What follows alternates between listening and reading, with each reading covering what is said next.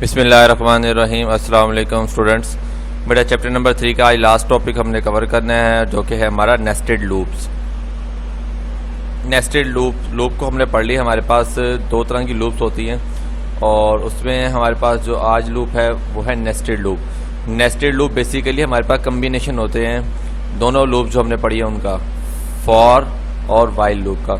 Inside a loop for और while there can be one or more loops for a while, which type of structure is known as the nested loop। कि जब हम एक loop के अंदर दूसरी loop को इम्प्लीमेंट करते हैं तो ऐसे स्ट्रक्चर को हम क्या बोलते हैं, नेस्टेड बोलते हैं। तो इसको नेस्टेड हम नेस्ट से लेते हैं। नेस्ट में आपने देखा होगा, अगर किसी बर्ड का या स्पैरो का आपने नेस्ट देखा हो तो वो क्या होता है, उसमें जो तिनके वगैरह होते हैं वो ऐसे ही लगे होते हैं, एक के अंदर एक, एक के अंदर एक। तो वही कंसेप्ट को यूज़ करते हुए इन्होंने यहाँ पे इसको नेस्टेड लूप बोला है। मीन्स कि लूप इनसाइड आ लूप।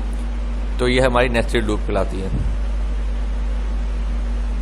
एग्जाम्पल है हमारे पास, suppose we want to print the output of the following format. के फ़र्ज़ करें कि हमें इस तरह के स्टैटिक जो हैं वो जनरेट करवाने के, पहले 1 2 3 4 5 आए, फिर 4, फिर 3, फिर 2, फिर 1।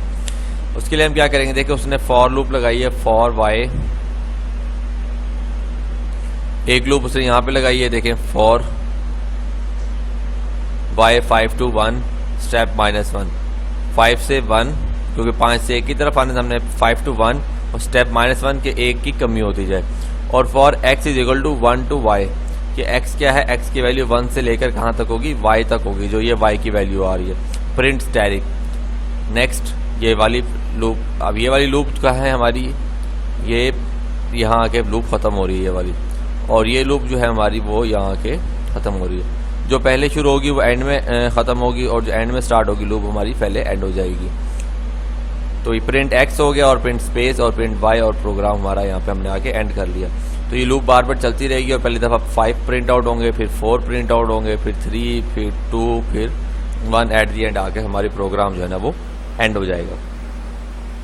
डिटेल पढ़ लेते हैं। This program contains 2 loops. The outer loop is from the line number 10 to 60।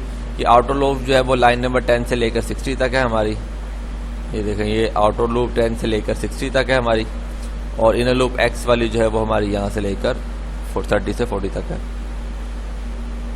And inner loop from line number 20 to 40। Inner loop जो है वो लाइन नंबर 20 से 40 तक है। The line number 10 initially y is assign a value 5। के line number 10 पे initially क्या होगा, y को वैल्यू असाइन कर दी जाएगी 5। Since the value of y is greater than 1, कि जब y की वैल्यू जो है वो ग्रेटर देन 1 होगी, control is transfer to the line number 20, और कंट्रोल जो है वो कहाँ हो जाएगा, ट्रांसफर लाइन नंबर 20 पे आ जाएगा हमारा, which causes the inner loop to execute 5 times resulting into printing of 5 star. अब देखिए ये क्या होगा, आउटर लूप हमारी एक दफ़ा चलेगी, और एक दफ़ा चलने के बाद जब हमारा कंट्रोल इनर लूप में आ जाएगा तो इनर लूप जो है वो 5 टाइम प्रिंट आउट होगी। इसी तरह फिर नेक्स्ट जब आएगा लूप तो यहाँ पे आउटर लूप की वैल्यू 4 हो जाएगी, क्योंकि -1 किया हमने, और यहाँ y आ जाएगा, तो इनर लूप जो है वो 4 दफ़ा चलेगी, तो 4 स्टैटिक प्रिंट होंगे। इस तरह 3 2 1 होकर ये सारे जो है ना वो प्रिंट होते जाएंगे। The statement at the line number 50 will transfer the printer control to the beginning of the next line. के लाइन नंबर 50 जो है वो नेक्स्ट लाइन पर प्रिंट करने के बाद स्पेस एक, और नेक्स्ट लाइन पे कंट्रोल ट्रांसफर कर देगी। Now the value of y becomes 4। अब y की वैल्यू 4 आ गई और ये वापस आएगा। And once the inner loop is executed 4 times resulting the printing of 4 stars in the second row, this process will continue till the value of y becomes 1। ये process जो है वो तब तक चलता रहेगा जब तक y की वैल्यू जो है वो 1 नहीं हो जाती। After that it will come to the end, और ये फिर एंड पर आ जाएगी।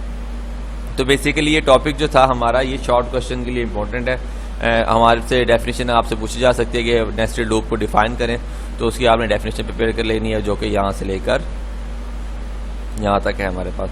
बाकी एग्जांपल है इसको समझ के करने का, इसको भी देख ले, या जस्ट आपको कंसेप्ट समझाने के लिए एग्जाम्पल करवाई गई है यहाँ पे। नेक्स्ट चलते हैं एक्सरसाइज की तरफ, और एक्सरसाइज का हमने फिलिंग द ब्लैंक्स करनी है आज इस लेक्चर में।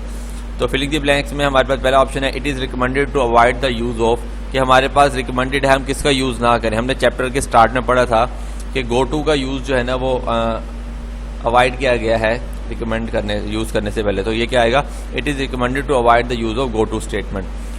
नेक्स्ट MCQs हमारे पास, go to statement provides go to statement जो है वो हमें प्रोवाइड करती है डैश ट्रांसफर ऑफ पॉइंट। कितने ट्रांसफर ऑफ पॉइंट प्रोवाइड करती है? हमने पढ़ा था कि गो टू स्टेटमेंट जो है ना वो हमें एक ट्रांसफर ऑफ पॉइंट जो है वो प्रोवाइड करती है 1। The for next loop transfer control based on the dash, के फॉर नेक्स्ट लूप जो है वो ट्रांसफर करते कंट्रोल को और वो बेस करता है किस पे? किसी कंडीशन पे। यहाँ इसका आंसर आएगा कंडीशन। नेक्स्ट है हमारे पास maximum dash transfer point can be specified with on go to statement, कि हम कितने दे सकते हैं? तो 255 जो है वो हमारी लिमिट होती है, 255 से ज़्यादा हम लोग स्पेसिफाई नहीं कर सकते। On error go to statement dash error trapping feature of GW BASIC, कि on error go to statement जो है on error go to statement जो है वो कैसा एरर ट्रैपिंग क्या करता है? वो on error go to statement enables the error trapping features of the GW basic, कि जब हम ऑन एरर को यूज़ करते हैं तो GW बेसिक का एरर ट्रैपिंग फीचर जो है ना वो अनेबल हो जाता है। नेक्स्ट है हमारे पास इन GW basic every error is assigned a dash code, unique code, कि GW बेसिक में हर एरर को हम एक यूनिक कोड असाइन करते हैं। नेक्स्ट है special variable name dash is assigned an error code on occurrence of an error in basic, कि variable name बताएं जिसको एरर कोड हम असाइन करते हैं, तो ERR जो है ना वो एरर कोड होता है। और special variable name dash is assign the line number, तो वो ERL होता है। हमने पढ़ा था कि ERL को लाइन नंबर असाइन होता है। नेक्स्ट है हमारे पास when an error occurs in a basics program, के जब बेसिक प्रोग्राम में एरर आता है द कंट्रोल में transfer to a dash routine, कि कंट्रोल जो है वो कौन सी रूटीन को ट्रांसफर हो जाता है? तो एरर हैंडलिंग रूटीन जो है ना, एरर हैंडलिंग इसका आंसर है। एरर हैंडलिंग रूटीन को कंट्रोल जो है वो ट्रांसफर हो जाता है। नेक्स्ट है हमारे पास a dash structure choose the alternative program statement to be executed, वो कौन सा स्ट्रक्चर है जो कि ये चूज करता है कौन सी अल्टरनेट जो हमारी स्टेटमेंट है उन्हें एग्जीक्यूट होना है? तो ये selection structure. Selection structure chooses the alternative program statement to be executed.